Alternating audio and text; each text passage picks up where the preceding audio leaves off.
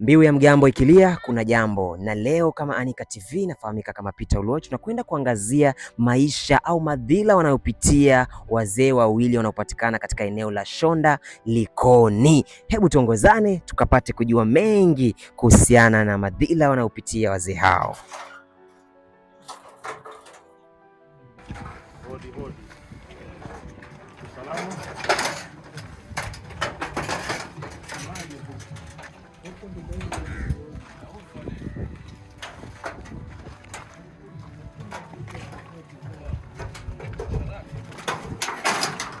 Assalamu alaikum. Hali vipi? Nzima.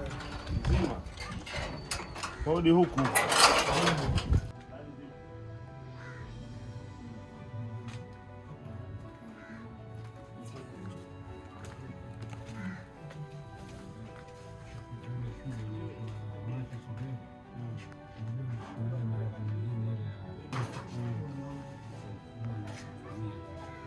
Jumba. Vipi? Yako mzee wangu? Mzuri baba. Kwa majina nafahamika kama Peter Oluoch kutoka Anika TV, na tuko hewani. Nilikuwa tunataka kuangazia masuala machache kuhusiana na jinsi gani unavyoishi katika mazingira haya. Kwa majina unafahamika kama nani? Kwa majina mimi nafahamika la hapa sana ni Man, lakini jina langu Gohe Mdambo. Gohe Mdambo. Na Man la kufahamika. Man la kufahamika. Na ukiuliza Shonda nzima hata mtoto atakuleta. Sawa. Na una muda wa kiasi gani tangu uanze kuishi hapa katika eneo la Shonda Likoni? Hapa niliingia 97. Na ilikuwaje ukajipata katika mazingira haya? Mazingira haya nipata kwa sababu hali ya dunia. Na unaweza ukatuelezea labda unaishi na nani ama uko na nani, na kulingana na hali yako nani ambaye anakusaidia hapa katika eneo hili na katika mazingira haya ya nyumba kama hii? Anashughulikia Baba Raila na wengineo majirani kama akina Nigeria. Na ni changamoto gani kubwa ulionayo kwa sasa tofauti na moto nilionayo? Ni maisha ni kujituma. Maisha unajituma kama una nguvu. Naam, sawa, nimekuelewa. Na unaweza labda ukatuelezea historia ya huko ulikotoka, mahali ulikozaliwa labda, ili tupate kujua kama je, na wao wanaufahamu kwamba wewe uko katika hali hii na uko katika eneo kama hili? Mimi eneo kama hili kukulia kwangu, nimekulia Mtongwe sana tangu mdogo. Baba alipofariki nikakulia huko mpaka nikaja nikakaa maisha ya kujituma, ikajituma mpaka macho akatuingia na ikaendelea maisha namna hiyo. Tatizo la macho kutokuona lilikuanza lini, na kipi chanzo cha macho kuanza kutoona au kukusumbua katika kuona? Macho, kusema kweli, macho sasa ni mwaka na nusu. Yaani haya macho yalikuja tu kama mazingira, sikujua yalikuja vipi wala sikujua alianza vipi. Sasa sijui ni maradhi ya uzee ama ni maradhi ya kivipi. Sasa nashindwa vile nitatatua. Tukisema tulipeleke mambo tulirogwa ama tulifanywaje, sasa pia hatuelewi. Yalikuja tu mpaka hivi na ndio akabana hivi. Ningependa kuuliza, je, una familia? Familia sina. Labda mke au watoto popote? Mke ndio kwa nao ni hao Lebarare, lakini sasa Lebarare ni wakati ulikuwa na nguvu. Sawa. Umekulia Mtongwe na kuzaliwa kwako umezaliwa katika eneo hili? Kuzaliwa kwangu nimezaliwa Mtongwe. Umezaliwa Mtongwe. Na labda mahali ambako walikozaliwa wazazi wako labda ni Mtongwe? Mtongwe Mweza. Na kulingana na eneo hili, wewe unatamani upate msaada wa aina gani? Msaada ambao natamani, kama kuna uwezo, hii macho ndio kidogo niangalie itakuwaje ama itaendeleaje. Sasa msaada wa mtu kunidhamini ndio hakuna, watu ndio hivyo. Sasa msaada umenishinda vile nitajikomboa. Kwa kuulizia tu, huenda kwa mfano pakatokea mdhamini ambao akataka kukutafutia ama kukurudisha katika kule ulikotoka, kama ulivyosema kwamba wewe ni Mtongwe. Unahisi kuwa Mtongwe uko katika eneo ambalo umekulia, huenda labda kuna familia yako huko wapate kujuzwa, na unahisi wapo ambao wanaweza kukusaidia kutoka katika eneo la Mtongwe? Mtongwe urongo mbaya, hakuna mtu anaweza kumsaidia. Naona afadhali hapa kuna sapoti, kuna watu wananijua na muda huo nimekaa na wao, tumeishi kama ndugu, kama baba, kama babu yao. Sasa kule Mtongwe hakuna usaidizi, kule niliishi wakati niko kijana na nguvu zangu. Anyway, kama mlivyomsikia mzee wangu anasema kwamba hapa ndiko alikokulia na Mtongwe alitoka kitambo. Ametuarifu kwamba amekuwa hapa katangia mwaka wa 1997 kunradhi, na amesema msaada ambao anaohitaji yeye ni angalau aweze kuangaliwa hali yake ya kiafya, haswa ile swala lake la macho kutokuona. Na la pili, angependa angalau aweze kusaidiwa kupata makazi mazuri tofauti na mandhari anayokulia katika eneo hili, na msaada wa chakula kama alivyostaarifu mzee wangu. Shukran sana mzee wangu. Ndio. Natumai utaupata msaada huo. Na mtazamaji, niko hapa na mzee wetu wa pili ambao pia ningependa tueleze yeye ni nani na imekuwaje kajikuta katika hali hii. Mzee wangu, kwa majina wanakuita nani? Andrew nani? Richard. Anasema kwa majina anaitwa Andrew Richard. La kuslimu anaitwa Hamisi. Wewe ni wa dini ya Kiislamu. Shukran sana. Na Andrew Richard, una miaka mingapi tangia kuingia katika ile eneo la Shonda Likoni? Hapa Shonda Likoni. Mimi mzaliwa hapa na miaka mingi maana lakini kuzaliwa kwangu ni kule mtaa unaitwa Mtongwe.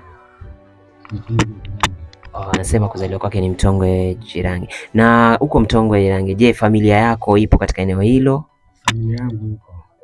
Na habari wanazo kuhusiana na hali yako? Lakini sasa wamepata ujumbe tokea jana, amekuja chifu hapa eneo la Shonda, akamuelezea akasema nani kule kaelezea fulani, akasema anawajua. Na alichukua hatua gani baadaye?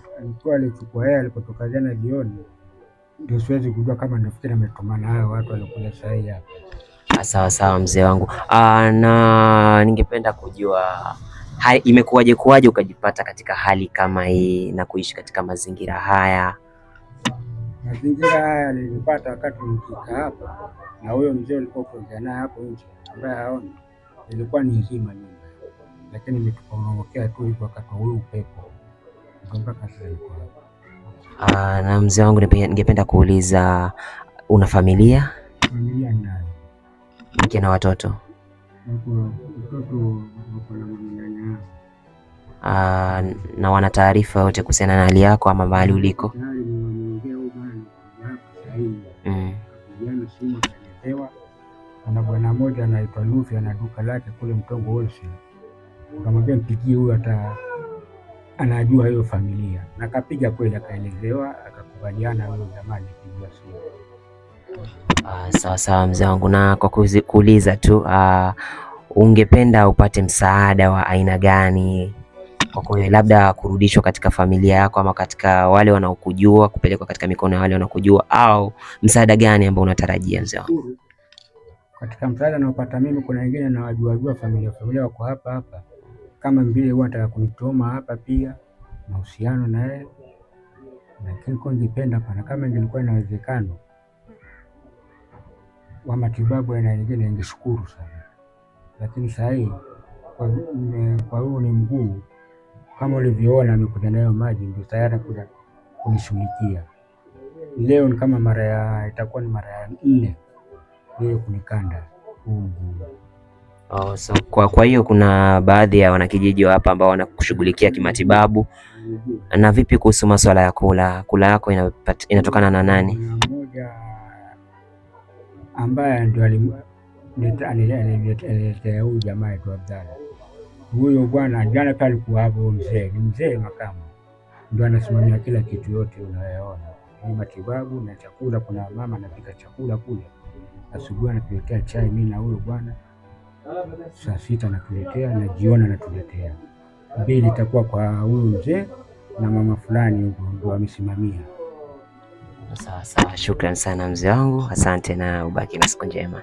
Kama ulivyosikia kutoka katika maneno ya hawa wazee wawili wanaopitia changamoto si haba, na nipo hapa na mmoja wa wakazi wa eneo hili ambao wao ndo wanashughulikia katika masuala ya matibabu na masuala ya kula. Ningependa tupate kuzungumza naye mawili matatu ili apate kutujuza hali ya hawa imekuwaje na nini haswa kinachoendelea. Habari yako? Nzuri mzuri. Kwa majina unafahamika kama nani? Kwa majina mimi naitwa Abdalla Said. Abdalla Said, tumearifiwa kwamba wewe ndio unamsaidia mzee huyu katika masuala yake ya matibabu kutokana na mguu wake kuna tatizo. Hali hii imeanza lini au msaada wako wewe umeanza kutoa tangia lini? Huyu mzee naona sasa ana kama wiki. Na mimi nilianza matibabu kama baada ya siku ya 4 ndo nimeanza. Leo mimi ni siku ya 3 kufanya matibabu. Kama mwenyeji wa eneo hili, je, kuna kwa njia moja au nyingine unamfahamu vipi mzee huyu? Huyu mzee tulifahamiana tangu kitambo. Huyu mzee sio, yani kwao ni Mtongwe, lakini sasa anaishi maisha ya huku. Amepangisha huku na sasa anakaa mitaa huko, amepata msaada, anakaa hapa ambapo unapomuona. Sasa mimi nilivyopigiwa simu nikaambiwa kuna mzee ameumia, nilivyokuja tayari ni yeye na ni mtu ambaye namjua, nikaona nisaidie, nimhudumie, niyo nikimnunulia dawa, nikimkanda at least apate nafuu, tuone ni vipi baada. Kama mkazi wa eneo hili na tayari unajua kwamba eneo ambalo anatokea mzee huyu ni Mtongwe, je, kwa namna moja au nyingine mmeshawataarifu huko alikotokea ama mmeshawapa taarifa kutokana na hali yake ya kiafya? Kulingana na mimi nilimuuliza huko kwao anakotoka, lakini sijajua vizuri hiyo familia yake, pengine ndio sahihi, ndio at least nifuatilie tujue ni wapi familia ambayo anahusika kuenda. Kuhusiana na msaada gani, kama wewe mkazi wa hapa, msaada gani ambao tofauti na nyinyi wa masuala ya kula na jinsi gani mnamshughulikia mguu wake, kuna msaada wote ambao umeshatoka nje au bado hakujatokea msaada wote kwa mzee wetu hapa? Msaada ambao unatokea mimi ni kumsaidia kumfanya matibabu, kumkanda, lakini kuna mwenzangu mwingine huwa anamsaidia kumletea chakula asubuhi, chai, ile jioni anamletea chakula cha jio, lakini ile usiku zaidi huwa sioni kama anamletea, kwa sababu wale watu watakuwa wamefunga kwenye vibanda, maana anamletea kwa vibanda.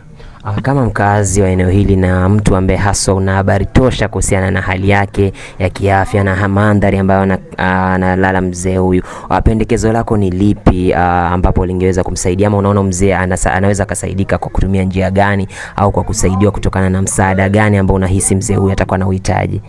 Kulingana na nasemi, nikiona mzee anataka mahitaji makubwa, kwa sababu wajua sasa ni mzee, na kabla hapo aumie ndo niendelee kumkanda alikuwa ameparalyze, alafu baadaye ndo akaanguka. Sasa huyu mzee anataka maandalizi ya kisawa mazuri, ambao sasa nataka watu ambao wao wakimwangalia kiafya na wakumwangalia na malazi na kula pia, kwa sababu hata kutembea kwenyewe pia ni shida kutembea. Sasa huyu anataka maangalizi mazuri sana na uangalifu sana, kwa sababu ni mzee. Shukran sana na hongera kwa kushughulikia mzee wetu. Nipo na mkazi wa eneo hili ambao pia ni msamaria mwema kwa njia nyingine, na mkazi wetu tunaarifiwa kwamba anaishi nyumba mkabala na nyumba hii ya hawa wazee wawili. Kwa majina anafahamika kama Peter Uluoch na hii ni Anika TV. Ningependa tusemezane mawili matatu. Wanakufahamu kwa maana nani? Wananifahamu kwa jina la Chinga Boy. Chinga Boy, una ufahamu gani na wazee wetu wawili wa eneo hili la Shonda Likoni? Wazee bwana, sisi ndio tunawasaidia. Mnawasaidia, na hali hii imeanza tangu lini? Ambapo tunaarifiwa kwamba kuna mmoja hana uwezo wa kuona na kuna mwingine ambao mwili wake umepooza kwa upande mmoja. Hali hii imeanza lini wazee hawa? Yaani bwana, wana kama miezi 3 hapa watu. Na wewe kama mkazi wa eneo hili, wazee hawa walianza maisha yao hapa kwa miaka au walianza miaka ama wana miaka mingapi katika eneo hili wazee hawa? Wazee hawa bwana na umri kama miaka 50 hapo. Wana Shonda. Sasa kulingana na misaada ambayo mmeweza kuwapatia wazee hawa, mnahisi ni ama mna mapendekezo gani ama mnahisi wanapaswa kusaidiwa kwa njia gani wazee hawa, kama nyinyi wenyeji wa eneo hili ambalo mnafahamu changamoto wanazozipitia, mnahisi wanapaswa kusaidiwa kwa njia gani? Hapa wanapaswa wasaidiwe kuhusu chakula na haya mazingira yao ya nyumba hii, wawekewe ukarabati, mabamba, mlango na wapate kuishi vizuri pia. Naam, shukran sana, na hayo ni mapendekezo ya mmoja wa wakaazi wa eneo hili ambao pia ni msamaria mwema wa wale ambao wanaweza na wamekuwa wakiwalinda wazee wetu wawili kwa hali na mali. Nipo hapa na mwanaharakati ambaye amekuwa kifua mbele, amekipa kipaumbele ya masuala haya ya hawa wazee watu, na amekuwa akitafuta namna wanaweza wakasaidika. Mwanaharakati huyo unafahamika kama nani? Okay, mimi kwa majina naitwa James Ochieng. Mimi ndio Executive Director wa Umoja Fighting Against Poverty CBO yenye iko Shonda.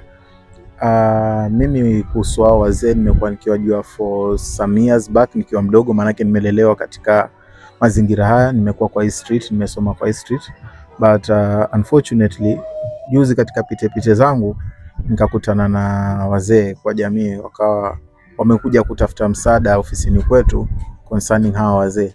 So ikabidi tuangalie vile tunaweza wasaidia, na nikakuja kweli kwenye scene, na hali ndio hii unavyoiona. Hawana mtu yote mwenye ako nao, na currently tuna expect El Nino rains, na pia baada ya El Nino rains pia wako na maisha ya kuishi. So tukawa tunatafuta namna ya kuwa watasaidikaje. Na ningependa kuuliza, katika kutafuta namna ya jinsi gani watasaidika, au umepiga hatua gani katika kutafuta namna hiyo? Okay, katika kutafuta namna nilitangulia kwa kwenda kwa ofisi za chifu, kwa assistant chief, tukakuja naye mpaka hapa akaangalia, na wakaahidi kuwa watafatilizia kujua familia zao ziko wapi, ambapo I think so they are still working on it. Na baada ya hapo nikaenda kwa OCS kuandikisha report kuhusu the environment vile kuko. Pia OCS akanipatia OB, akanituma kwa chief nichukue support letter, ambapo nilipoenda huko tuliongea, but unfortunately hiyo support letter sikuweza kupata, but we had a talk with the area chief, na tukaangalia, wakaniambia tu they will come and see to eat what they can do. Kama ulivyotaarifu kwamba hatua ya kwanza uliochukua ni kwenda kwa chifu wa eneo hili, imechukua muda gani tangia wewe kwenda kwa chifu wa eneo hili, na ni hatua gani ambayo alichukua yeye kama chifu wa eneo hili? Kwa chifu nilienda jana, na nilipoenda jana tukatoka naye ofisini tukaja naye mpaka hapa, wakaangalia the condition ya vile kuko na vile hawa wazee wako, na wakasema wanafatilizia jamii yao, kwa sababu kuna mmoja inasemekana kwao ni Mtongwe, ila kuna mmoja huyu anasema anatoka Western. So wakasema wanafatilizia kuhusu huyu wa Mtongwe kwanza, alafu waone huyo mwingine, but unfortunately bado hawajanipatia response mpaka sasa. Another thing, pia nilicontact Madam ACC Longo, tuliongea muda mrefu jana, because hiyo mvua ilivyokuwa inanyesha jana na upepo, ikawa tuko so worried kwa sababu watalaleje mali kama hapa na hiyo mvua pengine ikishuka, kwa sababu tunaambiwa mvua itashuka anytime from now. So akanirifaa kwa ward administrator. Ward administrator akaangalia, akaniambia this is not a disaster. Akanirifaa tena kwa sub county administrator wa county government, pia the same, wakasema hii sio disaster. Then they also referred me kwa helpline ya emergency ya fire, na nilipowapigia tukaongea, na pia nao wakaniambia they are not in the capacity to, na wakanipatia helpline yenye ni 1599, and kufikia sasa hiyo namba haingi, na wanasema ni landline. Na ni wito gani ambao ungependa kupatia viongozi wa eneo hili, kuanzia kwa chifu hadi kwa huyo ward ambao umekuwa ukiwasiliana nao? Unawarai waweze kufanya nini kutokana na hali ambayo wazee wetu wapo, na kama ulivyotaarifu kwamba huenda hata mvua ya El Nino ikanyesha na ikawapata katika hali duni? Okay, mi wito wangu ni kuwa let us all be responsible.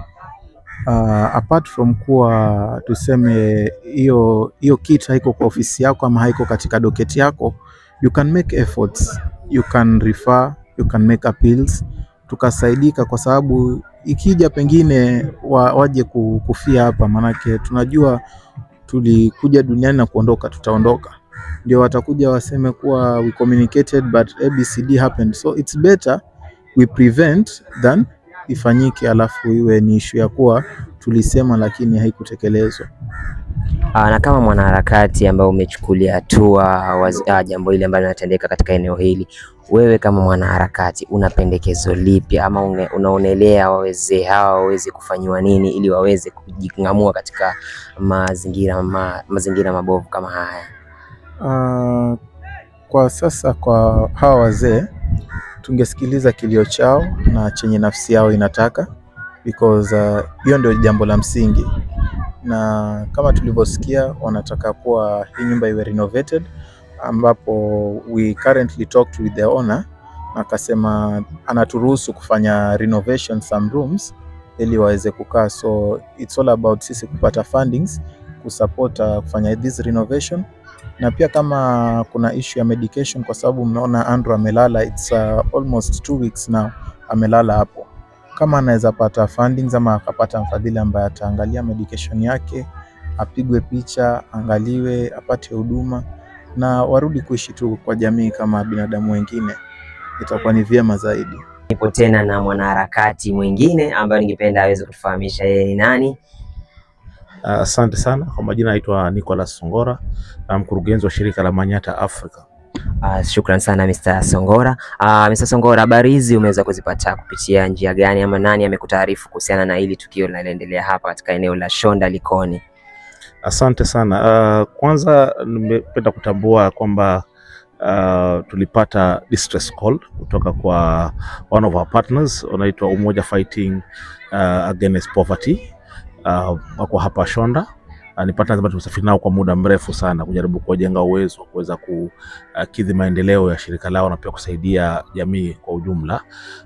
Kwa hivyo jana nalipigia simu director, tuko naye hapa kunielezea kuhusiana na situation vile ilivyo, na tulikuwa na mazungumzo marefu kwa sababu sasa hivi tunaona kwamba El Nino imetangazwa sasa na karibia. Kwa hivyo tumeweza kufika kufanya ufuatilizi, kufanya assessment ya nyumba yenyewe. Tumezungumza na wazee wote wawili, na kufikia sasa ni kwamba tumeweza kupata tayari familia ya huyu mzee mmoja anaitwa Andrew kutoka kule Mtongo. Tumewasiliana na wenyeji wa karibu kufikia familia, hususan kuangalia na kutasaidia, kwa sababu yeye ameweza kuumia licha umri wake ni mzee. Ameweza kupata accident majuzi na ameumia, mguu wake haufanyi kazi vizuri. Japokuwa tumepata kwamba kuna muhisani anamsaidia kumkanda hapa, na tuna hofu huenda ikawa pengine inaweza kuwa ni fracture. Kwa hivyo ni muhimu sana aweze kupata matibabu, kuweza kupigwa picha, angalio pengine ameumia kwa undani kiasi gani, tuweze kuzuia pengine kumuongezea masuala ya ulemavu. Pia vile vile kwa mwingine huyu anaitwa Manman jina lake hususan, tumetambua kwamba ni watu wameishi hapa kwa muda mrefu, kuanzia 90s. Takayabombo imewapata hapa, ni kwamba Manman amekuwa akiishi hapa kwa muda wote huo. Mwenyeji alikuwa mwenye nyumba hii aliondoka wakati wa Kayabombo kuelekea bara na hajawahi kurudi mpaka wa leo.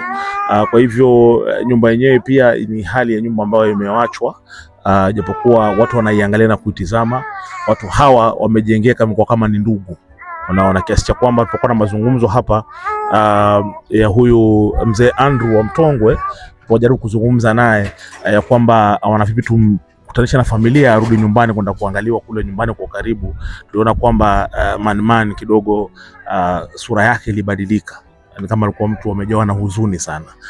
Na kuongea naye zaidi ni kwamba Manman yeye familia hana. Nyumbani alitoka akiwa ni mdogo, amekuwa akiishi sehemu ya Mtongwe na hakamia huku ni miaka mingi, ambapo wanasema familia yake haipo. Anaoka kama familia yake ipo, sababu hata mwenyewe amekaa na maisha, ameishi na watu, lakini hajawahi kupata hata mtoto.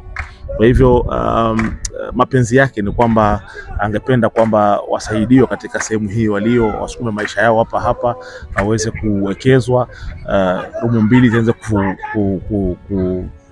kufunikwa na mabati ikiwezekana. Na kuna ndugu yetu hapa ambaye jirani yao muda mrefu anawasaidia, amejitolea, yuko nyumba yake iko nyuma hapa tu, yuko na maji amesema ikiwezekana kama wanaweza kuvutiwa maji waingizwe ndani ya rumu zao, huku yuko tayari ikiwa kutakuwa na hayo maswala. Vile vile kuna uwalao hapa nyuma ambao wanatumia kama sehemu yao ya kujisaidia. Pia kuna vile iko chini sana kiasi kwamba akiwa wanajisaidia mtu akipita na waona. Kwa hivyo kuna vile kama zinapatikana njia ya kuweza kujenga uwalile lilio sawa liwekewe paa, basi itakuwa ni watu wanaweza kusukuma maisha yao. Na changamoto nyingine ambayo iko hapa ni watu wa kuangalia, kwa sababu umri wao si mdogo tena. Tumejaribu kupigia nyumba za wazee, wanasema kwamba sasa hivi hawana admission. Kama ndugu yangu ameeleza zaidi hapa, kwa sababu amekuwa ground sana kufikia serikali pia kwa njia moja, watu wa Red Cross ni kama ambaye jambo hili kidogo hajalichukulia na uchangamfu, lakini bado hatujachoka, kwa sababu ndio shughuli zetu za kuzifanya. Tunataka kusukuma kuona kwamba wazee hawa wanaweza kusaidia kwa njia moja. Kwa hivyo way forward yetu hapa sasa hivi ni kushikana na familia ya umoja katika muda huu, kuangalia iwapo kuna namna tuweza kusaidiana na wao apate matibabu, na pia tuweze kuangalia ni vipi. Lakini swala la kubwa ni kwamba watenganisha kwa muda huu, huenda mwingine akapata hali ya kudhoofika, unaelewa. Kwa hivyo tunarudi kwa ndugu jamaa na marafiki, sisi wenyewe hapa kama shirika pamoja Poverty, kuhakikisha kwamba tunasaidia, kwa sababu hii ni kama jaza kwa Mwenyezi Mungu, haba na haba hujaza kibaba. Kwa hivyo sasa hivi tumeitisha, kuna fundi anakuja kuja kujaribu kutupimia tuweze kuona quotation, pengine huenda kujaribu kuziba hapa kuweka katika hali iliyo sawa, pengine wapate na mattress, kwa sababu unaona hali yenyewe mzee hata mpa kulala hapaeleweki. Kuona vipi wapate vyombo vile vitatu hapa na pale, waweze kupata njia ya kupata maji kama ndugu yangu alivyojitolea hapa. Tuone ni vipi wanaweza kusaidika angalau waweze kusukua maisha, kwa sababu watu wengine pia hawana wazee, wanatamani wawe na wazee. Kama unavyoona Manimani ni mcheshi, anazungumza vile vile. Kaka Andrew, mzee Andrew pia naye ni mzee ambaye ana historia, ameshika historia vizuri, anapenda michezo. Kwa hivyo ni wazee ambao pengine tukiwaweka vizuri wanaweza kusaidia hata vijana wetu kuwa na intergenerational dialogue, kuweza kueleza vijana wetu, kuwasaidia kwa maarifa. Kwa hivyo hii ni uzee, ni urati mkubwa sana na ni manufaa sana kwa vijana kama sisi. Kuna wazee kama hivyo watabika, basi roho zetu kidogo zinauma, kwa sababu ni nadra sana kupata wazee wamefika umri huu walio sasa hivi. Kwa hivyo tunaomba, tutakuja kwenu jamii, tutakuja kwenu ndugu wahisani, wapenzi, tuweze kuungana mkono katika jambo hili, kuhakikisha kwamba tunaweka salama, tunaweka vizuri wazee hawa. Bila shaka wana mapenzi sana na majirani muda wote, miaka yote wamekuwa wakiwasaidia. Kuna mama hapa wamekuwa wakiwasaidia kuwaletea chakula, lakini unajua kwamba hali ya maisha imekuwa ni ngumu na inakuwa ni changamoto. Kwa hivyo wanahitaji msaada kama majirani, wanawapenda sana kwa sababu ucheshi wao, wanawapenda kuwasaidia. Najua hata nyinyi pia mnapoona picha hizi, mnapoona nyumba vile ilivyo, ni mambo mtaweza kuguswa mahali pote pale ilipo. Kwa hivyo tutafanya tena video nyingine ikiwezekana ya kuweza kueleza rasmi ni vipi tutachukua mkondo gani katika hali ya kutaka kuwasaidia wazee wetu hawa waweze kusaidika basi na maisha. Mungu amewapangia maisha yawe, huenda wakaishi hata zaidi yetu sisi na maisha yetu. Kwa hivyo anayepanga kuhusiana na maisha ya mtu Mwenyezi Mungu. Kwa hivyo haina haja sisi tukate tamaa kama binadamu. Naam. Shukran sana Bwana Songora.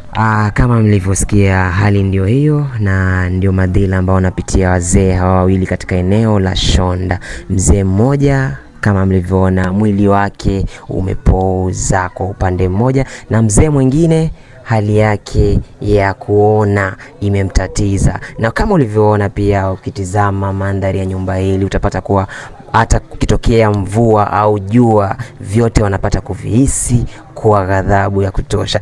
Anyway, asanteni sana, Mungu awabariki.